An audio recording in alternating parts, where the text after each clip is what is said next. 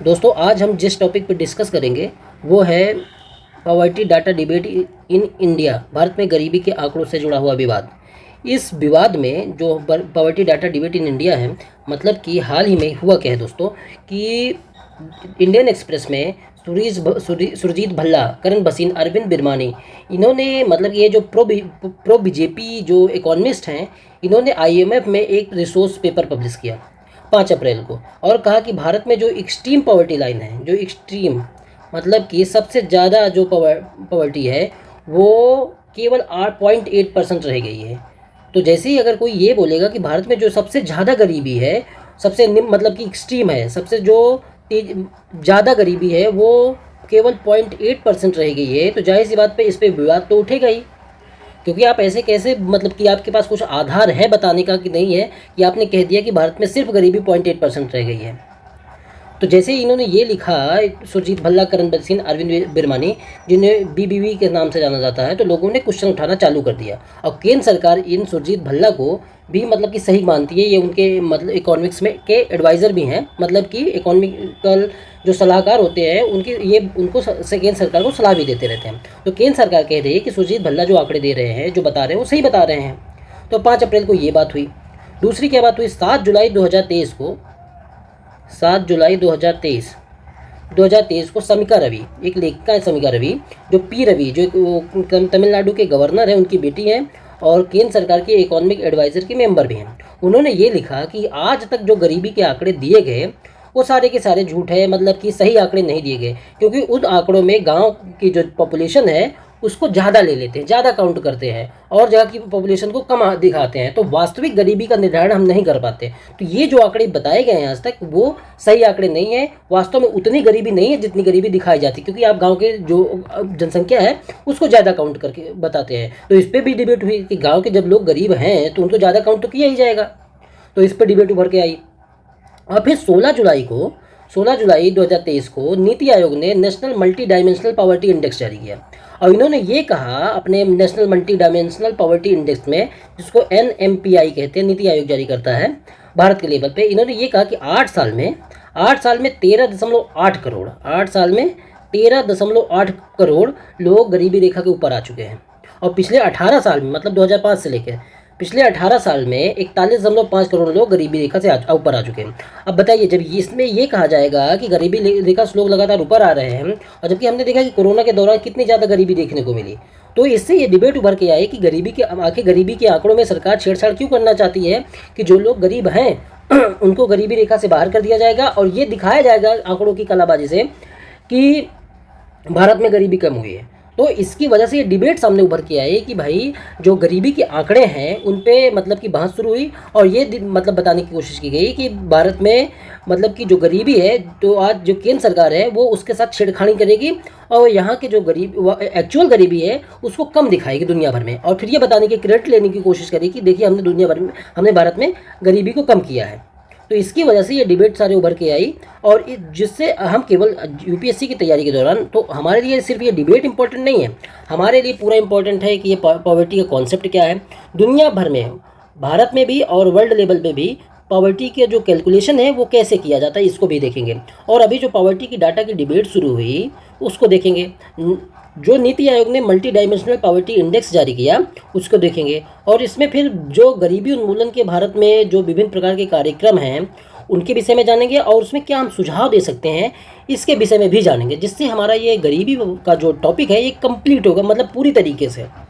अधूरे में सिर्फ हम केवल पॉवर्टी डाटा की जो डिबेट है सिर्फ उसी पर डिस्कशन नहीं करना है, हमको होलिस्टिक व्यू लेते हुए समग्र पॉवर्टी का जो कॉन्सेप्ट है उसको पूरी तरीके से डिस्कस करना है। तो इसमें हमारा जो पहला टॉपिक है दोस्तों उसको हम डिस्कस करते हैं, वो है, देखिए ये जो टॉपिक है ये बहुत बड़ा टॉपिक है गरीबी का, कम से कम 4 से 5 घंटे इसको डिस्कशन करने में लग जाते हैं। तो इसकी वजह से मैं इसमें कई सारे छोटे छोटे वीडियो बनाऊंगा जिससे आपको देखने में भी आसानी हो, और सारे हम टॉपिक को कंप्लीट करेंगे ही, क्योंकि हम इसमें कुछ छोड़ नहीं सकते।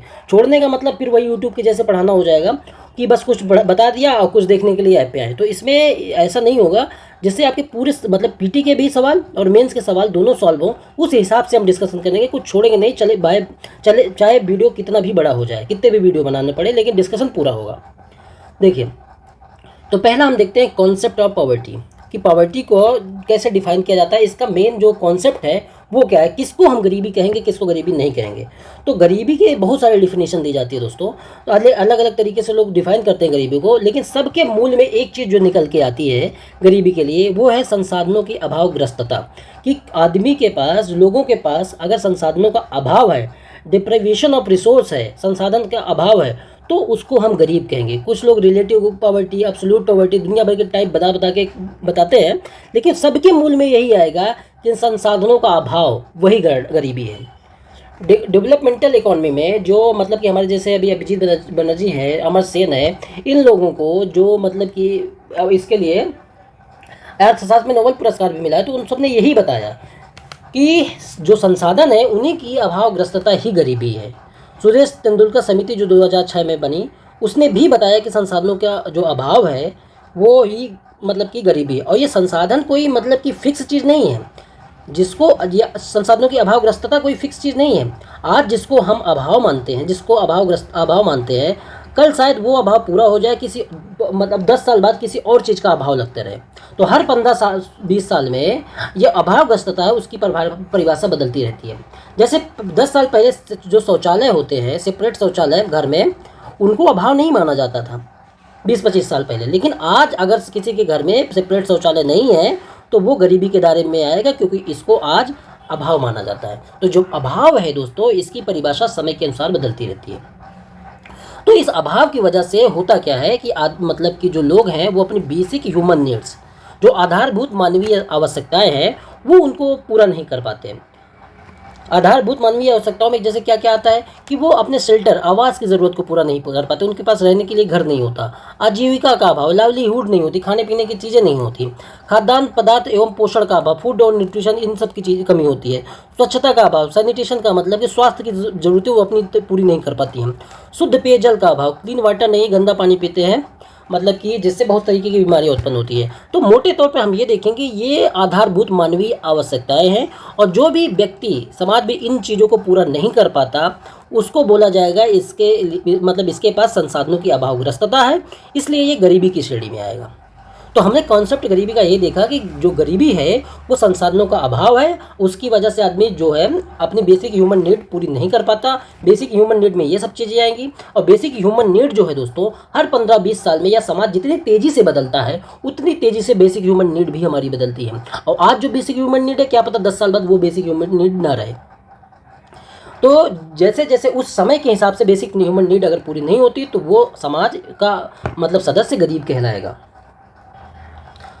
तो देखिए, सोशियो इकोनॉमिक जो कॉस्ट सेंसस है, जो मतलब कि सामाजिक आर्थिक जो जाति जनगणना है, उसके हिसाब से भारत में 24 करोड़ परिवार हैं, और 24 करोड़ परिवार विभिन्न प्रकार के ग्रस्तताओं से ग्रसित हैं। तो उन्हीं ग्रस्तताओं का ही अध्ययन, उन्हीं अभावों का ही अध्ययन गरीबी का अध्ययन है। तो इसमें कुछ लोग कहते हैं कि इनको दूर करने के कैसे दूर किया जाएगा इनको, तो कुछ कहते हैं इसका संसाधनों का वितरण करके, संसाधनों को वितरण मतलब सबके साथ आनुपातिक रूप से किया जाए, सरकार इसके लिए टैक्स बढ़ाए, लोक कल्याणकारी कार्यक्रम चलाए, कौशल विकास चलाए। इस तरीके से हम इन जो बेसिक ह्यूमन नीड है उनकी आवश्यकताओं को पूरा कर सकते हैं। इसमें हम कुछ और आगे बढ़ के देखते हैं कि जर्मनी का जो एक अर्थशास्त्री है एंजल्स, वो क्या कहता है इसके विषय में कि जो आदमी उपभोग करता है, खाता पीता है, देखिए उसके विषय में क्या कहता है वो, कि एंजल कहता है कि जैसे जैसे आदमी की आय बढ़ती है, देखिए ये हमारी फूड एक्सपेंडिचर मतलब खाद्यान्न पदार्थों पे जो व्यय होता है उसकी लाइन है, और इधर जैसे जैसे जाते जाएंगे हमारी आय बढ़ती जाएगी। तो एंजल कहता है कि एक मतलब कि सीमा तक जितने लोग हैं उनकी आय जितनी कम रहती है तो उनका जो फूड पे व्यय है, देखिए आय 10% है तो फूड पे व्यय इतना है, बी के जहाँ बी है, मतलब कि मान लो कि उसकी अगर आय 40,000 है तो अगर यहाँ पे 2,000 जितना उसका फूड पे व्यय है, तो मान लो कि ये लाइन है। अब जैसे जैसे इसका फूड पे मतलब कि आय बढ़ती जा रही है, यहाँ से आय बढ़ती जा रही है, तो एक समय तक इसका जो फूड का, ये फूड वाली लाइन है और ये आय वाली लाइन है, तो फूड पे जो व्यय होता था, पहले आय कम थी, फूड पे व्यय ज़्यादा था, आय और ज़्यादा हुई, फूड पे व्यय और कम हुआ, आय और ज़्यादा हुई, फूड पे व्यय और कम हुआ, आय या मतलब और ज़्यादा हुई तो फूड पे व्यय प्रतिशत रूप से और कम हुआ। तो एंजल ये कहता है कि जैसे जैसे आदमी का मतलब कि फूड का एक्सपेंडिचर या आय बढ़ती है, वैसे वैसे खाद्यान्न पदार्थों पे उसका खर्च प्रतिशत रूप से कम होता जाता है। और जब ये कम होता जाएगा, जैसे मान लो कि कोई आदमी आज 4,000 रुपये कमाता है, 4,000 रुपये कमाता है, तो उसका जो खाद्यान्न व्यय है वो कितना है, 2,000 रुपये। वो 2,000 रुपये खाद्यान्न पे पे कर देता है। तो ये कहते हैं कि जैसे जैसे मान लो उसकी आय बढ़ेगी, अब आय बढ़ के 10,000 हो गई, तो इसका मतलब ये नहीं है कि पहले 4,000 का आधा खर्चा करता तो अब 5,000 रुपये करेगा, नहीं। अब उसका जो खर्चा होगा प्रस्तुत रूप से मान लो कि बढ़ेगा तो 3,000 ही बढ़ेगा, 3,000 ही, मतलब 2 की जगह 3,000 खर्चा कर लेगा खाने में। ये 10 से 20,000 हुई तो मान लो 5,000 का कर लेगा खाने में। तो ये कह रहे हैं कि जैसे जैसे आदमी की आय बढ़ती है उसका फूड और पे जो एक्सपेंडिचर है वो कम होता जाता है, और फिर जैसे ही उसका फूड एक्सपेंडिचर एक स्तर के बाद पूरा होता है तो फिर उसके जो पैसे बचते हैं दोस्तों, वो अपनी आधारभूत जो ज़रूरतें हैं, दूसरी ज़रूरतें हैं, उन पे खर्चा करता है। अब सरकार को यही करना चाहिए, कम से कम यहाँ इस बिंदु पर सरकार को जो लोग हैं उनको ए बिंदु पर ला देना चाहिए। ए बिंदु पर लाने का क्या मतलब है कि उसकी जो खाद्यान्न पदार्थ की ज़रूरत पूरी हो जाए, फिर उसके बाद जो पैसा बचेगा वो राष्ट्र निर्माण के लिए लगाएगा। जैसे जो आधारभूत इनकम होती है, आधारभूत इनकम जो हमारी है, आधारभूत इनकम ये किस पर डिपेंड होती है दोस्तों? ये डिपेंड होती है C+I+G+X-M, ये आयात निर्यात का अंतर होता है, जिसमें जो 58% जो हमारा उपभोग है, जो आय है, वो कंजम्पशन से आती है। जो 58% आय है वो कंजम्पशन से आती है। तो अगर इसी को बढ़ाना है, इसी को बढ़ाया जाए उपभोग को, तभी जो आदमी अगर इसको बढ़ाया जाएगा उपभोग को, तो वो कैसे बढ़ेगा? वो तभी बढ़ेगा जब लोगों की खाद्यान्न जरूरत को पूरे कर दिया जाएगा, फिर उनके पास जो पैसा है तब वो दूसरे कंजम्पशन में अपना पैसा लगा पाएंगे, और इसी से जैसे लगाएंगे पैसा तो राष्ट्र में ही जाएगा, और इसी से जो राष्ट्र की इनकम बढ़ेगी और इकोनॉमिक ग्रोथ होगी, इकोनॉमिक डेवलपमेंट होगा। तो इस तरीके के इसको देखा जाता है कि एंजल कहता है कि खाद्यान्न जो ज़रूरतें हैं अगर उनको पूरा किया जाए तो फिर लोगों की जो आय है वो दूसरी चीज़ों में खर्चा करेंगे, जिससे समाज की समृद्धि भी होगी। तो इसी को लेके जो बीजेपी वाले अर्थशास्त्री हैं, जो प्रो बीजेपी वाले अर्थशास्त्री हैं, वो क्या कहते हैं कि देखो लोगों की आय बढ़ी, लोग क्यों बढ़ी? क्योंकि लोगों ने खाद्यान्न पदार्थ पर खर्चा करना कम कर दिया है, और इसलिए लोगों की आय बढ़ी है। खाद्यान्न पदार्थों पर खर्चा कम हुआ है, लोगों की आय बढ़ी है, जिससे लोगों मतलब कि समाज में गरीबी का स्तर कम हुआ है। तो ये प्रो बीजेपी वाले कहते हैं। जो प्रो कांग्रेसी हैं वो कहते हैं जैसे मतलब कि खाद्यान्न पे जो आप खर्चा कम हुआ है, लेकिन आप सिर्फ जो गरीबी है उसको खाद्यान्न से जोड़ के क्यों देखते हैं? बहुत सारी और चीज़ें हैं जो गरीबी से जोड़ के देखी जाएगी, तभी हम वास्तविक गरीबी का आकलन कर पाएंगे। तो जो प्रो कांग्रेसी जो अर्थशास्त्री हैं वो ये बताते हैं, या प्रो सोशलिस्ट जो अर्थशास्त्री वो ये कहते हैं कि आप गरीबी को, जैसे जियाद्रेज हैं, इन गरीबी को सिर्फ इससे जोड़ के मत देखिए कि ये मतलब कि सिर्फ खाद्यान्न पदार्थों की ज़रूरत पूरा हो गई और इसी से गरीबी समाप्त हो गई, इससे नहीं, इससे अकेले मत देखिए। बहुत सारी और ज़रूरतें होती है, अगर उनको इस चीज़ में शामिल नहीं किया जाएगा तब तो आप गरीबी का जो वास्तविक आकलन कर ही नहीं पाएंगे। तो अभी इसमें एंजल्स ने क्या बताया, वो जो एंजल्स के नियम को ही पकड़ के लोग कहते हैं कि भाई देखो जैसे खाद्यान्न पदार्थों में व्यय कम हुआ, लोगों की आय बढ़ी, इसलिए गरीबी कम हुई। तो इसका जो अगेंस्ट में आर्गूमेंट है कि आप सिर्फ इसी को मत देखिए कि खाद्यान्न पदार्थों में मतलब कि जो खर्चा था वो कम हुआ है। खाद्यान्न पदार्थों में खर्चा क्यों कम हुआ है? कि सरकार ने पीएम गरीब कल्याण योजना के माध्यम से पूरा खाद्यान्न गरीबों को कम दे रही है। तो जब खाद्यान्न सरकार ही पहुँचाई जाएगी तो खाद्यान्न पे खर्चा तो उसको वास्तव रूप में कम दिखेगा ही दिखेगा। तो आप इसको पकड़ के या आंकड़ेबाजी के खेल में ये मत कह दीजिए कि भाई भारत में गरीबी कम हुई है। गरीबी कम नहीं हुई है, आप उसको गलत तरीके से आंकड़ों का मिसयूज करके दिखा रहे हैं। तो अर्नेस्ट जो इनका अर्नेस्ट एंजल का जो लॉ है वो बताता है कि जैसे देखिए इनके अनुसार क्या है कि अर्थशास्त्री एंजल के अनुसार जैसे जैसे परिवार की आय बढ़ेगी, ठीक उसी अनुपात में परिवार के द्वारा खाद्यान्न पदार्थों में किए जाने व्यय एक समय के बाद लगातार कम होता चला जाएगा, क्योंकि बढ़ती हुई आय के चलते हर परिवार अन्य आधारभूत आवश्यकताओं पर व्यय करेगा एवं राष्ट्र निर्माण की प्रक्रिया में उपभोग को आगे बढ़ाएगा। तो ये हमने मतलब कि जो गरीबी का कॉन्सेप्ट है वो हमने इस वीडियो में देख लिया। 15 मिनट का वीडियो है दोस्तों। इस वीडियो में हमने गरीबी का कॉन्सेप्ट देख लिया। अब अगले जो वीडियो है उसमें हम देखेंगे गरीबी के सामाजिक आर्थिक आयाम क्या है, कि उसको समझने का दृष्टिकोण कैसा है। जो समाजवादी अर्थशास्त्री हैं वो कैसे गरीबी को समझते हैं, जो पूंजीवादी अर्थशास्त्री हैं वो लोग कैसे देखते हैं कि जो मतलब कि गरीबी का पूंजीवादी दृष्टिकोण क्या है, जो अमीर लोग हैं वो गरीबी को कैसे देखते हैं, और जो सोशलिस्ट या समाजवादी लोग हैं वो गरीबी को कैसे देखते हैं। अगले वीडियो में हम यही देखेंगे गरीबी के विषय में। धन्यवाद।